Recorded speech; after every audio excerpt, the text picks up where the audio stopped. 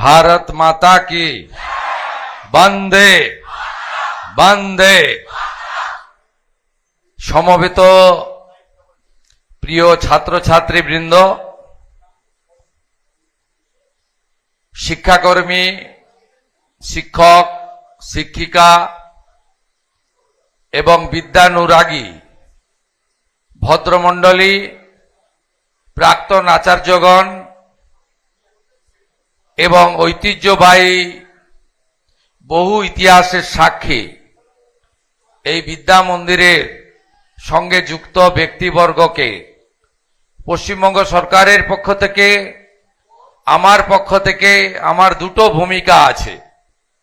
একটি মুখ্যমন্ত্রীর ভূমিকা আর একটি ভবানীপুর বিধানসভার বিধায়কের ভূমিকা। যে বিধানসভার অন্তর্গত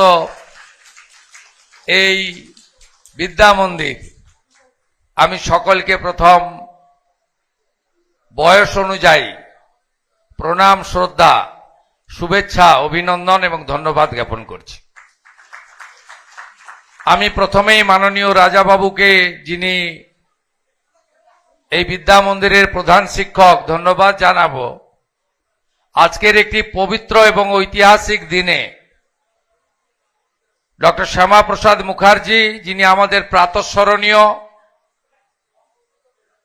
যিনি আমাদের ভারত মাতার চরণে আশ্রয় দেওয়ার সুযোগ করে দিয়েছিলেন পশ্চিমবঙ্গ সৃষ্টির মধ্য দিয়ে, তার 125তম আবির্ভাব দিবসে আমাকে এই অনুষ্ঠানে আমন্ত্রণ করেছেন এবং তার এই বিদ্যালয়ের সঙ্গে যে স্মৃতি যুক্ত ছিল সেটা মহাদর্শন করার সুযোগ করে দিয়েছেন। আমি তাকে বিশেষভাবে ধন্যবাদ জানাবো। মঞ্চে মাননীয় শিল্পমন্ত্রী রয়েছেন, বর্ষিয়ান রাষ্ট্রবাদী জনপ্রতিনিধি তাপস রায়, মাননীয় পৌর নগর উন্নয়ন মন্ত্রী রয়েছেন শ্রীমতী অগ্নিমিত্রা পাল, মাননীয় বিদ্যালয় শিক্ষামন্ত্রী রয়েছেন কৃতি প্রধান শিক্ষক সম্মানীয় দীপক বর্মন, মাননীয় উচ্চ শিক্ষামন্ত্রী রয়েছেন অত্যন্ত তরুণ একজন, পশ্চিমবঙ্গ নির্বাণে যিনি নেতৃত্ব দিচ্ছেন আমার সাথে, জগন্নাথ চট্টোপাধ্যায়, মাননীয় ক্রীড়া ও যুব কল্যাণ এবং ক্রেতা সুরক্ষা দপ্তরের মন্ত্রী ভাতৃপ্রতিম কৃতি চিকিৎসক ডাক্তার ইন্দ্রনীল খান, আমাদের শিক্ষা দপ্তরের প্রধান সচিব তথা অতিরিক্ত মুখ্য সচিব পদমর্যাদার অফিসার বিনোদ কুমারজি রয়েছেন, তথ্য সাংস্কৃতিক দপ্তরের প্রধান সচিব, যার ব্যবস্থাপনায় আজ সারাদিন ব্যাপী কর্মসূচি, ডক্টর সৌমিত্র মোহন রয়েছেন, কলকাতা পুরসভার প্রশাসক তথা কমিশনার, যার নেতৃত্বে কলকাতাতে এখন জনপরিষেবা সচল রয়েছে, শ্রীমতী স্মিতা পান্ডে মহোদয়া, এবং আরেক আধিকারিক সম্মানীয় নিখিল নির্মল আইএস মহোদয়, প্রেস মিডিয়ার বন্ধুরা, প্রশাসনের লোকেরা, আমি সকলকে ধন্যবাদ জানাই। আমি বেশি কথা বলবো না, কারণ আজকে সকাল থেকে অনেক প্রোগ্রাম চলছে, আরো অনেকগুলি কর্মসূচি দ্বিতীয়ার্ধে রয়েছে।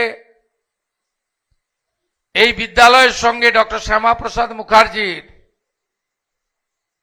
যে মেলবন্ধন, এটা আশা করি আমার প্রিয় সুকোমলমতি ছাত্রছাত্রী, যারা আগামী দিনের ভবিষ্যৎ প্রজন্ম, তারা জেনে গেছেন।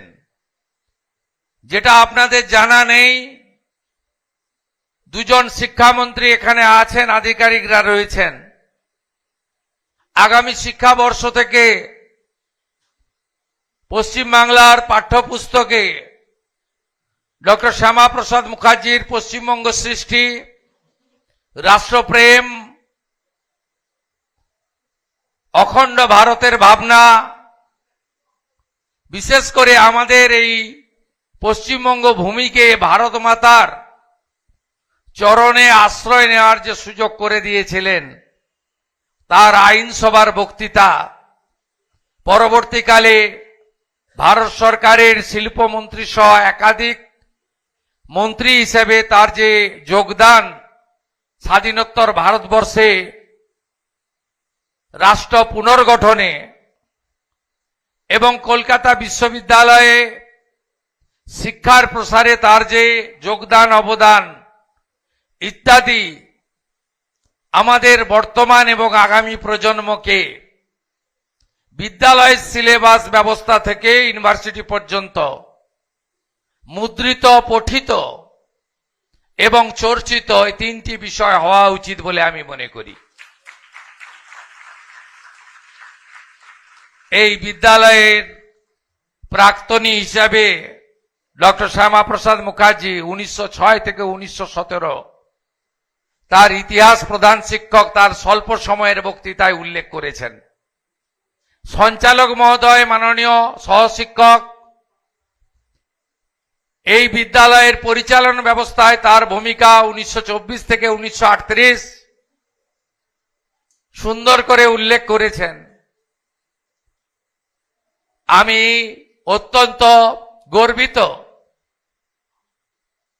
যে এই বিদ্যালয়ের ঐতিহ্য, পরম্পরা, পরিকাঠামো, শ্রীবৃদ্ধি সবকিছুই আগামী দিনে আরো এগিয়ে নিয়ে যাওয়ার গুরু দায়িত্ব ভবানীপুর বিধানসভার বিধায়ক হিসেবে বা রাজ্যের মুখ্যমন্ত্রী হিসেবে আমার উপরে অর্পিত হয়েছে। আমি কথা দিয়ে যাচ্ছি, এই বিদ্যালয় বা বিদ্যা মন্দিরকে আমরা এই 125 বর্ষে এমন ভাবে রক্ষিত, তাকে সাজাবো, পুনর্গঠন করব, তার রিনোভেশন করব। জায়গার পরিসর খুব অল্প, কারণ কলকাতা, তাও আবার এইরকম এলাকা, এখানে জায়গা আপনি গ্রামীণ এলাকায় বা পুরনো বিদ্যালয়গুলো যেভাবে বড় খেলার মাঠ, যেভাবে প্রার্থনা কক্ষ, ছাত্রাবাস, সে সুযোগ এখানে নেই, কারণ বিদ্যালয়ের জমির পরিমাণ নির্দিষ্ট এবং সীমিত। তার মধ্যেও ডক্টর শ্যামাপ্রসাদ মুখার্জির যা যা স্মৃতিচিহ্ন আছে, আর 125 বছরে এই বিদ্যালয়কে আরো কিভাবে, আমি যখন বিদ্যালয়ে আমার প্রতিনিধিদের পাঠিয়েছিলাম, তারা নতুন উন্নয়নের কথা বলেনি, তারা বলেছেন অর্থের অভাবে, নিজস্ব তহবিলের অভাবে, বিগত দিনে যারা ছিলেন দায়িত্বে, সাংসদ, বিধায়ক, তাদের করুণা দৃষ্টির অভাবে তারা কিছুই করতে পারেননি।